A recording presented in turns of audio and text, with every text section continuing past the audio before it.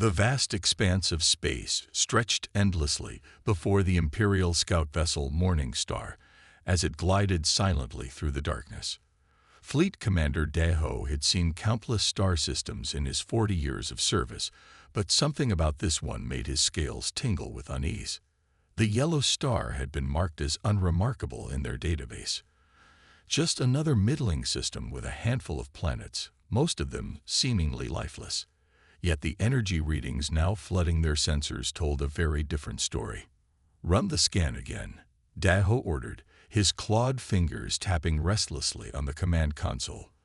The bridge crew worked in focused silence, their movements precise and practiced.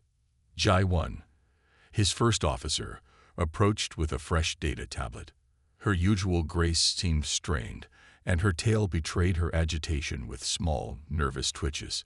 "Sir, the third scan confirms the initial readings. We're detecting multiple fusion reactions from the third planet. The energy signatures match no known patterns in our database." Daho's inner eyelids flickered rapidly, a sign of deep thought among his species. "Show me the historical data." The holographic display shifted, showing a timeline of the planet's development. 3 centuries ago, the civilization had barely mastered steam power. 2 centuries ago, they discovered electricity. 1 century ago, they split the atom. And now, impossible, Daho muttered, enlarging the current readings. No species progresses this rapidly. Check for external interference. Already did, sir, Jai 1 replied. There's no evidence of outside contact or technological assistance. They've done this entirely on their own. The bridge fell silent as the implications sank in. Every known spacefaring race had followed a predictable pattern of development, taking millennia to progress from basic tools to space travel. This species, these humans, were breaking every rule in the book. "Show me their population centers," Daho commanded. The hologram shifted again, displaying the planet's surface. Lights sparkled across continents, evidence of vast cities and industrial complexes. But what caught his attention were the anomalies: settlements in frozen wastelands, in scorching deserts, even floating on the vast oceans. "They're everywhere," Jai 1 observed, her voice tinged with wonder. "They've adapted to almost every environment on their planet." Daho zoomed in on one of the larger cities. The architecture was a chaos of styles and materials, nothing like the careful planning and uniformity seen in other civilizations. Roads twisted in seemingly random patterns, and the buildings themselves showed no standardization. "Look at their orbital installations," he said, shifting the view upward. Satellites circled the planet in complex patterns, while crewed space stations housed members of their species in the vacuum of space. They're already adapting to zero-gravity conditions. A sudden alert drew their attention. One of the sensor operators, Yumho, called out, "Commander, we're detecting a new energy spike from the surface."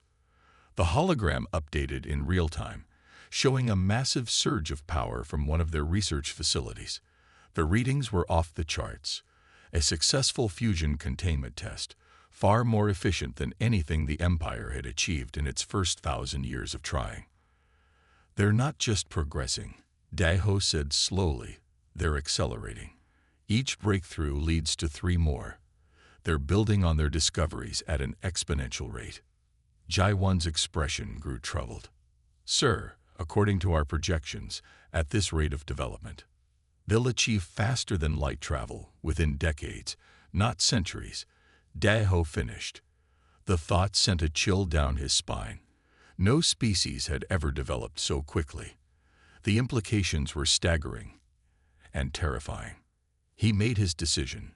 "Begin compiling a full report for High Command. I want everything. Their history, their technological progression, their adaptation capabilities, their resource usage patterns, everything." As his crew scrambled to obey, Daho continued studying the holographic display. These humans had achieved in 3 centuries what had taken other species thousands of years. They had spread across their world like a wildfire, adapting and thriving in conditions that would kill most sentient beings. And now they were looking to the stars. The Empire needed to know. The entire galaxy needed to know. Because once these humans achieved faster than light travel, nothing would be able to contain them. Their drive to explore, to expand, to understand, it would change everything. Daeho began recording his personal observations to accompany the official report. His words would echo through the halls of power across the galaxy. High Command, we have discovered something unprecedented, a species that defies all known patterns of development. They call themselves humans, and they will either be our greatest allies or our worst nightmare.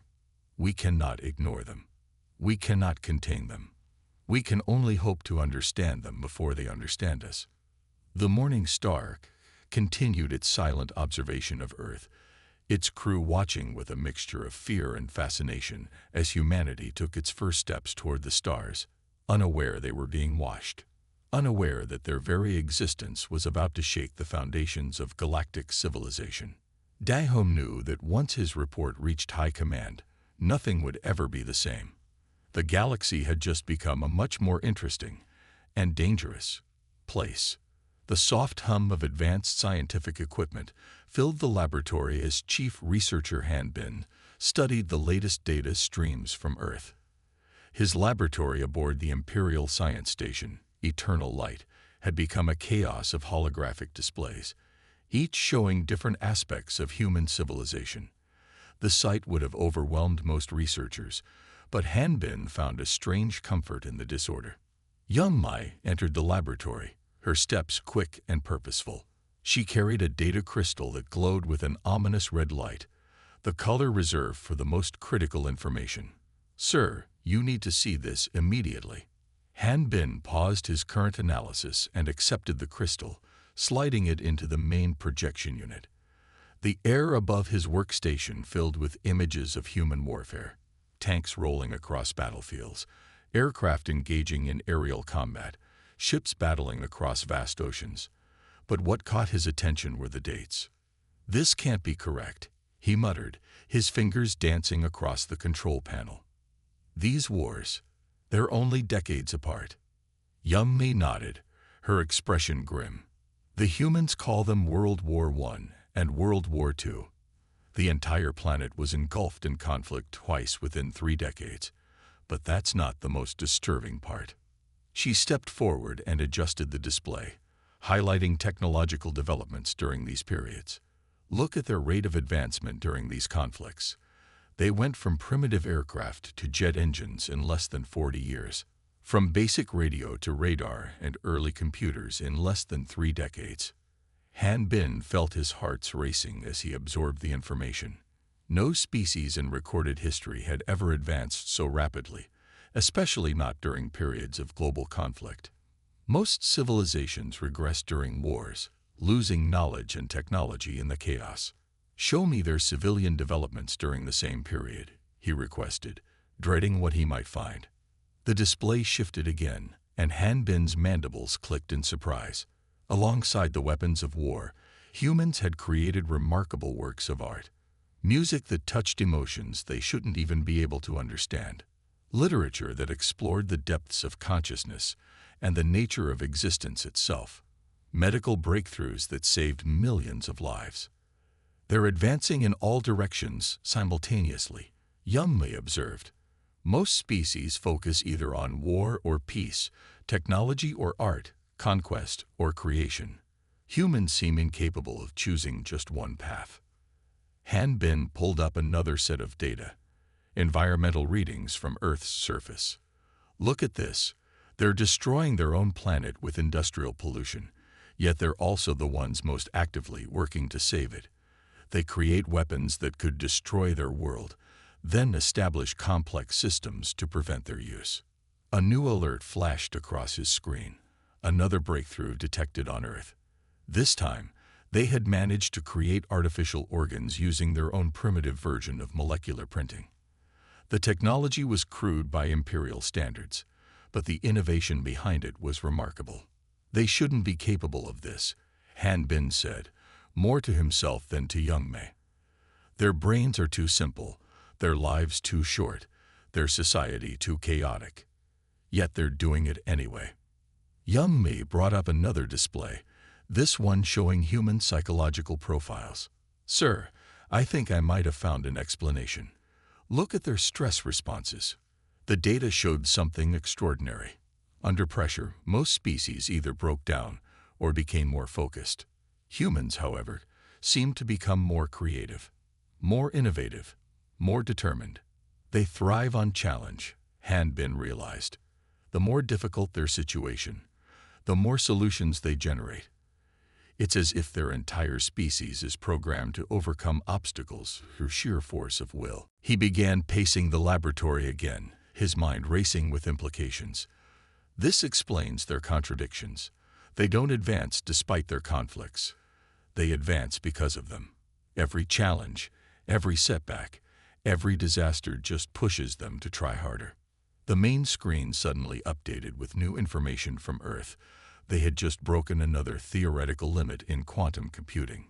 Hanbin watched as humans once again did something their model said was impossible. Young Me, he said slowly, I need you to prepare a special addendum to our report. The Empire needs to understand. These humans aren't just another emerging species. They're something we've never seen before. He gestured at the displays surrounding them. They wage war while creating beauty. They poison their world while fighting to save it.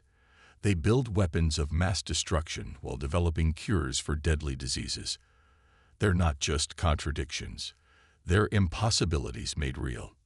Young Me nodded, her fingers already moving across her datapad. What should I emphasize in the report? Hanbin looked at the swirling mass of information around him. The art, the wars, the innovations, the destructions, the triumphs and failures of humanity all displayed at once. Tell them this. Any attempt to predict human behavior using our standard models will fail. They don't follow patterns. They break them. They don't accept limits. They defy them. He paused, watching another breakthrough notification flash across his screen. And most importantly, tell them this. The humans are coming. Not because they have to, not because they're following some natural progression, but because they want to. And nothing in the galaxy is ready for what that means. The laboratory fell silent except for the hum of equipment and the soft sound of Young Me's typing. Hanbin continued to watch the data streams from Earth, knowing that somewhere on that blue planet, humans were already working on their next impossible achievement. The Empire would need to decide how to handle this unprecedented situation. And quickly. Because if there was one thing Hanbin had learned from studying humans, it was that they never, ever slowed down. The emergency alarm echoed through the halls of the Imperial High Command Center, its urgent tone drawing concerned looks from every officer and official. Admiral Sunwoo stood at the head of the massive council chamber, his weathered face illuminated by the glow of dozens of holographic displays floating in the air before him. The chamber itself was a marvel of Imperial engineering, its crystalline walls designed to enhance communication and display complex data streams. Today, those walls reflected images that made even the most seasoned council members shift uncomfortably in their seats.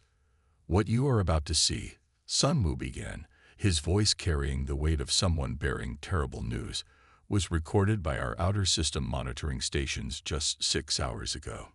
With a gesture, he activated the main display. The hologram showed a vessel of clearly human design pushing through the boundaries of their solar system. Its design was unlike anything the Empire had ever encountered. All sharp angles and exposed structures, a complete departure from the sleek shapes preferred by known spacefaring races. Intelligence Officer Hayan stepped forward, her uniform pristine despite the obvious signs of sleepless nights. The humans are calling this the Pioneer Project. But it's not the ship itself that concerns us. It's what's powering it. The display zoomed in on the vessel's engine section. Data streams scrolled alongside the image, showing energy readings that made several council members gasp audibly. They've developed a hybrid propulsion system, Hayan continued, her voice steady, but her hands betraying her tension as they gripped her datapad. It combines principles of nuclear propulsion with something our scientists are still trying to understand. They're somehow harnessing quantum effects on a macroscopic scale. One of the council members, a veteran of 1,000 space battles, raised his hand. Impossible. The energy requirements alone would be beyond our capabilities. Sun Wu interrupted. Yes, but they've done it anyway. And that's not the worst part. The display shifted again, showing multiple feeds from different human space missions. In each one, human astronauts worked in environments that should have been lethal, repairing equipment in raw space, establishing bases on their moon, conducting experiments in radiation-soaked orbits. Their adaptability exceeds anything we thought possible, Hayan reported. They've engineered solutions to problems we never even considered solvable.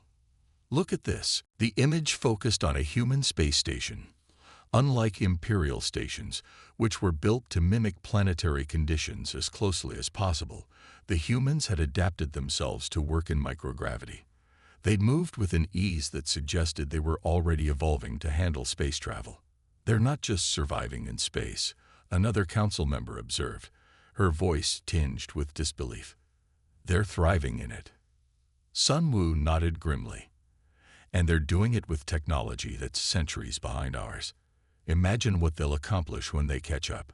The chamber erupted in worried murmurs. Hayan used the moment to bring up another display, this one showing human medical data. They've begun modifying themselves. Gene therapy, cybernetic enhancements, neural interfaces, all crude by our standards, but advancing at an unprecedented rate. How long? Someone asked from the back of the chamber. How long until they achieve full interstellar capability? Sun Wu and Hayan exchanged glances. It was Sun Wu who answered. At their current rate of advancement, 5 years, maybe less. The chamber exploded into chaos. 5 years was nothing in galactic terms, barely enough time to mobilize a response, let alone implement any containment strategies. But there's more, Hayan said, her voice cutting through the noise. We've detected quantum communication experiments. They're close to cracking faster than light information transfer. Once they achieve that, they'll know we're here, Sun Wu finished. And based on everything we've learned about them, they won't stay quietly in their system once they know there's something out here to explore. The Admiral gestured at the displays surrounding them, each showing different aspects of humanity's rapid advance into space. We're watching something unprecedented. A species that doesn't just adapt to overcome obstacles. They seem to actively seek them out. They're pushing into space not because they have to, but because they want to. One of the eldest council members spoke up, his voice carrying the weight of centuries of experience. What are you suggesting, Admiral? Sun Wu straightened, his decision already made. We need to warn the galaxy. Not just the Empire. Everyone.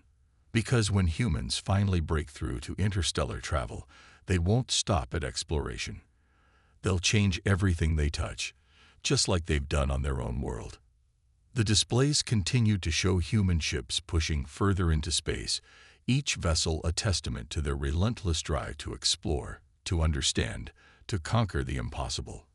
The council chamber remained silent as its members watched humanity take its first steps toward the stars, knowing that those steps would soon become a sprint that would shake the foundations of galactic civilization. The grand halls of the Imperial Palace shimmered with an ethereal light as thousands of crystalline formations caught and reflected the glow of ancient energy sources embedded in the walls. Emperor Taiyang sat upon his throne, his expression unreadable as the heated debate before him grew more intense with each passing moment. The great council chamber, designed to host the most important discussions in the Empire's history, had never felt more charged with tension. Representatives from every major system within the Empire's borders had gathered to debate what many were calling the greatest threat to galactic stability in 10,000 years: humanity. Councillor Kita's voice boomed across the chamber, his scales flushed with the deep purple of agitation. Look at the evidence before us. In the time it takes our young to complete basic education, these humans have gone from primitive combustion engines to the brink of faster-than-light travel. Holograms flickered in the center of the chamber, showing the rapid progression of human technology. The images changed faster and faster, highlighting humanity's explosive growth. They're not just advancing. Kita continued, gesturing at the display. They're doing it in ways that defy all logical progression. They're taking shortcuts that shouldn't be possible, making leaps that bypass centuries of normal development. Ambassador Min-Su stood quietly from his seat, his recent return from Earth evident in the way he carried himself. Slightly heavier movements, adapted to Earth's stronger gravity. The chamber fell silent as he began to speak. "My fellow counselors," he began, his voice calm but firm.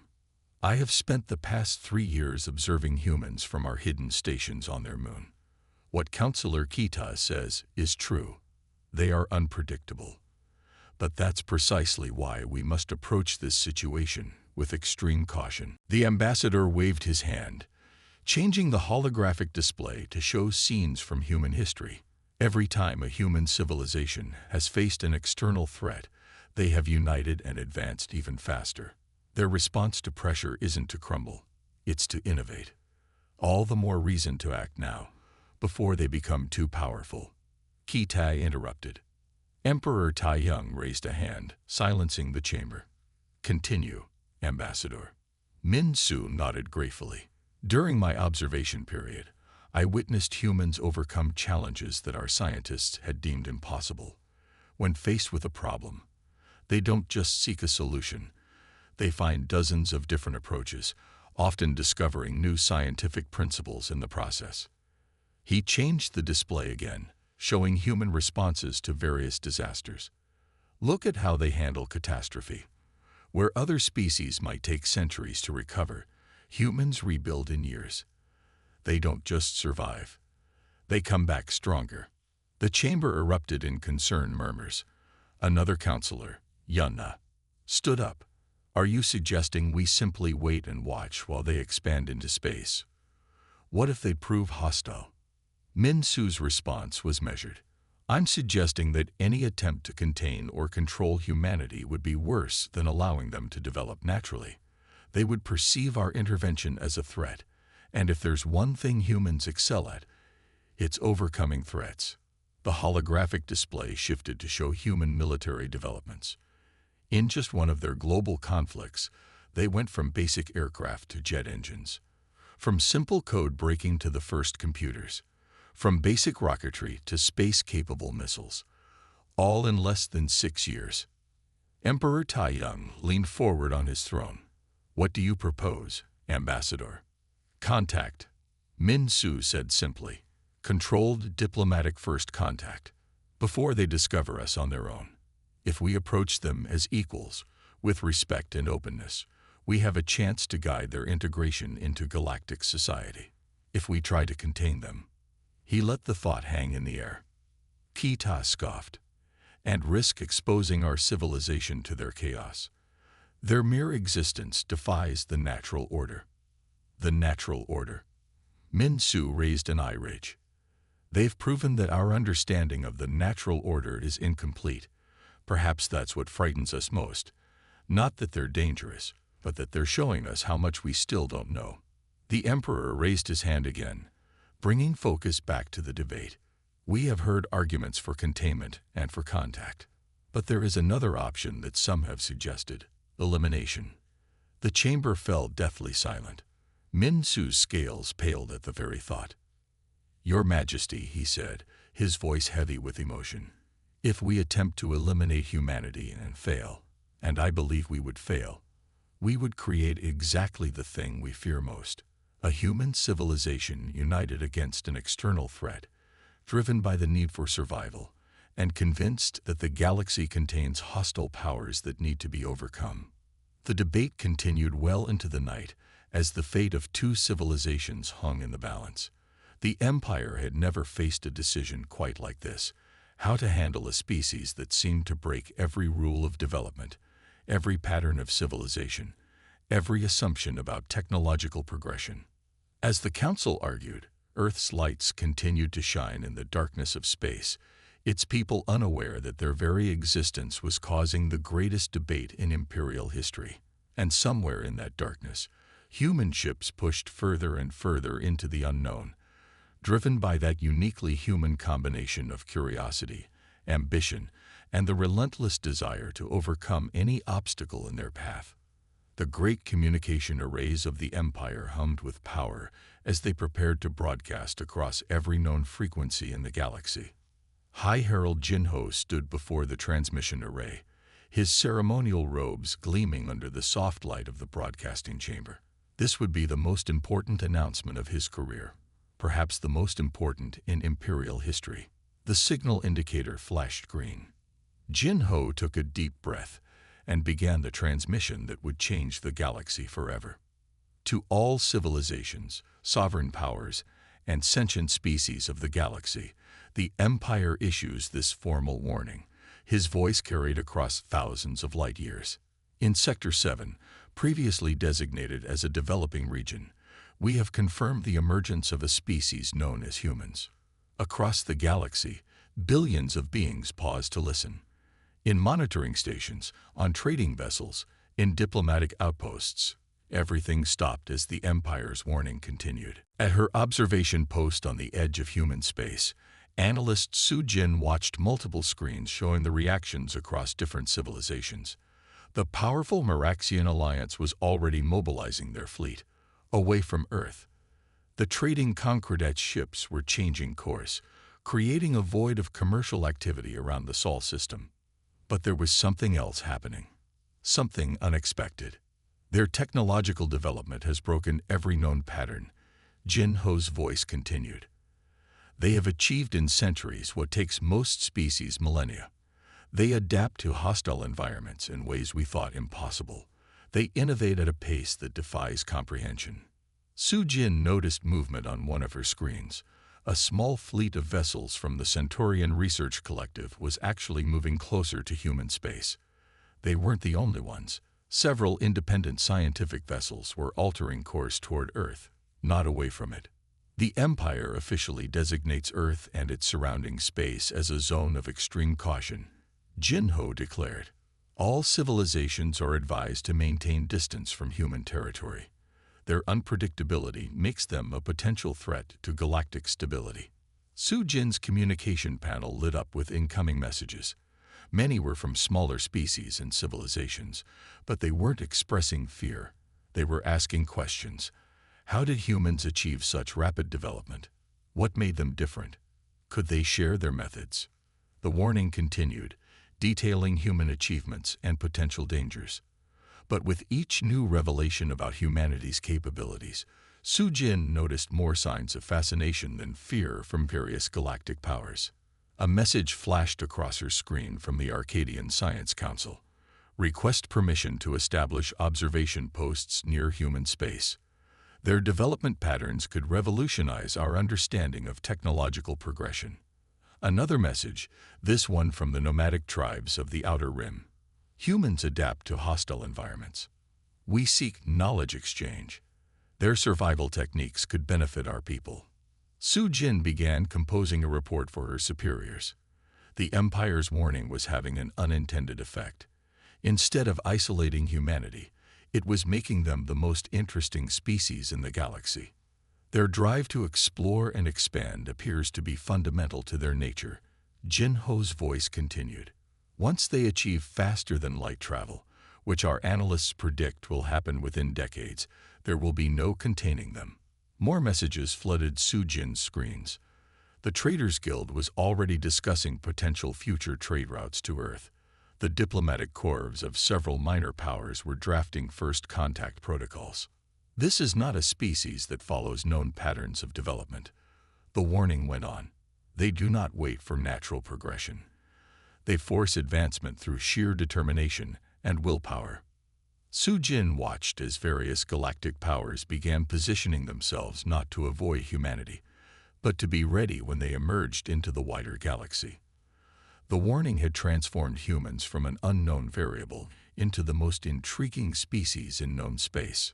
In her report, she wrote, "The Empire's warning appears to have created 3 distinct reactions among galactic civilizations. The major powers are maintaining cautious distance, but smaller powers see humans as potential allies against larger influences.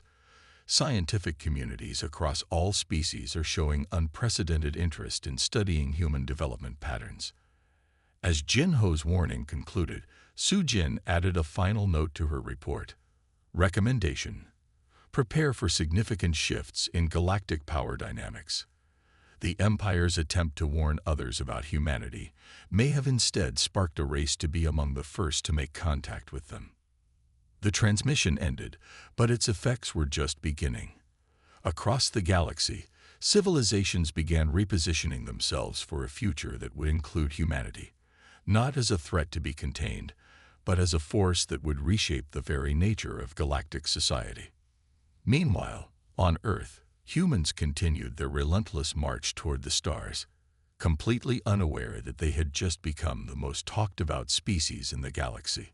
Their first steps into interstellar space would not be into an empty void, but into a galaxy already buzzing with anticipation of their arrival. The Earth-ship Horizon glided gracefully through space, its revolutionary quantum drive humming quietly as it approached the massive structure known as Star's Crown. Captain Yunji stood on the bridge, her heart racing despite her calm exterior. This was humanity's first official venture beyond their solar system, and the welcome they'd received was nothing like they had expected. Instead of fear or hostility, they'd been greeted by a flood of diplomatic requests. The ship's communication systems had been overwhelmed with messages from various alien civilizations, all eager to make first contact with humanity. Another diplomatic request just came in. Du Hyun reported from his station, struggling to keep the amusement from his voice. This one's from something called the Artisan Collective. That makes 47 different species requesting immediate audience. Eunji watched as the massive space station grew larger in their view screen. Star's Crown was a marvel of engineering, a neutral meeting ground where various galactic civilizations could interact safely. Its spiral arms stretched out into space, glowing with different colors that represented various atmospheric zones for different species. Status report, Yunji called out, maintaining the professional demeanor expected of Earth's first deep space captain. All systems nominal. Her chief engineer responded. Our quantum drive is performing better than expected. Several alien vessels have been scanning our engine signature. They seem very interested in our technology. Do Hyun checked his diplomatic briefings again. Captain, you should know. The Empire's representatives are already waiting in the main diplomatic chamber, along with, well, pretty much everyone else.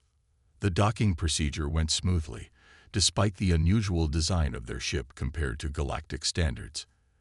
As the airlock cycled, Yunji took a deep breath. Years of training had prepared her for first contact, but nothing had prepared her for being the most popular new species in the galaxy. The station's welcome chamber was packed with representatives from dozens of species.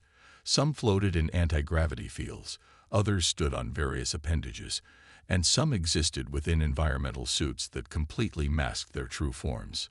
An Imperial representative stepped forward first. Protocol demanded they speak before the others. The translator in Yunji's ear converted their complex language into English. Captain Yunji of Earth, the Imperial delegate said, their crystalline form catching the light. We must admit, your arrival has caused quite a stir. Do Hyun, standing slightly behind his captain, whispered, they're trying very hard to hide their surprise at how quickly we achieved interstellar travel. Indeed, the Earth ship had arrived years ahead of Imperial predictions. The quantum drive, developed through what humans considered a logical progression of physics, was apparently revolutionary by galactic standards. A smaller alien, representing one of the independent trading worlds, pushed forward. Captain, we would be honored to discuss technology exchange agreements with humanity. Your species' approach to scientific advancement is unique. Before Yunji could respond, another delegate spoke up. The scientific consortium requests access to your historical records. Your rate of development defies all known models. The chamber erupted in a cascade of requests and offers. Trade agreements, cultural exchanges, technological partnerships. Humanity had become the most sought-after ally in the galaxy. Amazing, Du-Hyun muttered. The Empire tried to warn everyone about how dangerous we are, and instead, they made us irresistibly interesting. Eunji raised her hand, and to her surprise, the chamber fell silent. Representatives of the galaxy, she began, her voice clear and confident. Humanity is honored by your welcome. We come seeking friendship and knowledge exchange with all peaceful civilizations. The Imperial delegates' crystalline form flickered, their equivalent of nervous movement. You must understand, Captain, your species' rate of advancement is unprecedented. The Empire has concerns about stability. Yet here we are, Eunji replied smoothly, arriving peacefully, seeking dialogue rather than conflict. Perhaps what makes humanity unique is not our capacity for advancement, but our desire to share our discoveries with others. The chamber buzzed with excited translations and communications. The Empire had expected humans to be a disruptive force, but instead, they were watching humanity begin to reshape galactic diplomacy through sheer charisma and openness. As the diplomatic discussions continued, Du-Hyun monitored the reactions of various species. Captain, he reported quietly, several smaller powers are already forming a coalition. They want humanity to help balance the Empire's influence. Eunji nodded slightly. She understood the game being played. The Empire's warning had backfired spectacularly. Instead of isolating humanity, they had made Earth the most attractive potential ally in the galaxy. The first official meeting between humanity and the galaxy lasted for hours. Trade agreements were proposed, cultural exchanges were planned, and the foundations for a new galactic order were quietly being laid, all because the Empire had tried to warn everyone about how dangerous humans could be. As the session concluded, the Imperial delegate approached Eunji privately. You must understand, Captain, we only sought to protect galactic stability. Eunji smiled diplomatically. And you succeeded. You united the galaxy in curiosity about humanity. Sometimes the best way to maintain stability is to embrace change rather than fear it. The Horizon remained docked at Star's Crown for several days as humanity began its integration into galactic society.